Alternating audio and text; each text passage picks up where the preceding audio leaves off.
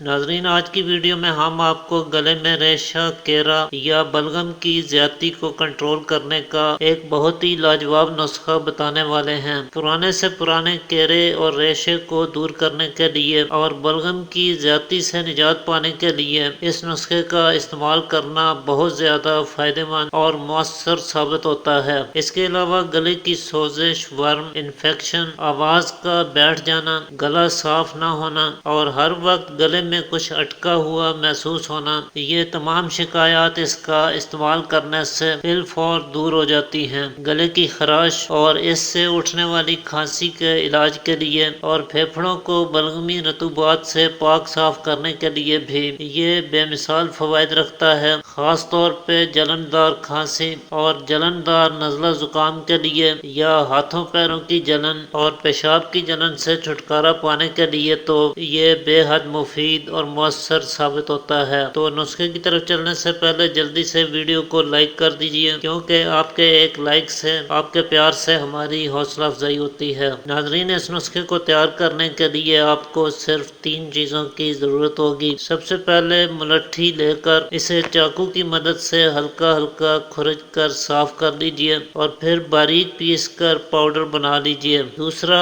آپ نے گل بنفشہ یعنی بنفشہ کے پھول لینے ہیں۔ تیسرا، آپ نے سہاگا بریاں لینا ہے۔ اس کے لیے آپ سہاگا حسب ضرورت لے کر اسے توے پر رکھیں۔ یہ خود بخود پگھل کر خشک ہو جائے گا اور اس کا وزن بھی ہلکا ہو جائے گا، چنانچہ یہ سہاگا بریاں کہلاتا ہے۔ تو ملٹھی کا پاؤڈر 30 گرام، گل بنفشہ 30 گرام اور سہاگا بریاں 20 گرام کی مقدار میں لے کر ان تینوں کو خوب اچھی طرح سے باریک پیس کر رکھ لیجئے۔ اس میں سے 1-1 گرام صبح، دوپہر، شام کھانے سے پہلے تازہ پانی کے ساتھ استعمال کیا کریں۔ اس کے استعمال کے دوران ترش اور کھٹی چیزوں سے، ٹھنڈے پانی کے پینے سے، تمباکو نوشی سے، میدہ سے بنی اشیاء سے، بیکری پروڈکٹس سے اور جنک فوڈ وغیرہ سے پرہیز رکھیں تو آپ مکمل طور پہ اس مرض سے نجات حاصل کر سکتے ہیں۔ آج کے لیے اتنا ہی ناظرین، امید کرتا ہوں آج کی ویڈیو آپ کے لیے مفید ثابت ہوگی۔ اسی کے ساتھ اجازت چاہتا ہوں۔ اللہ حافظ۔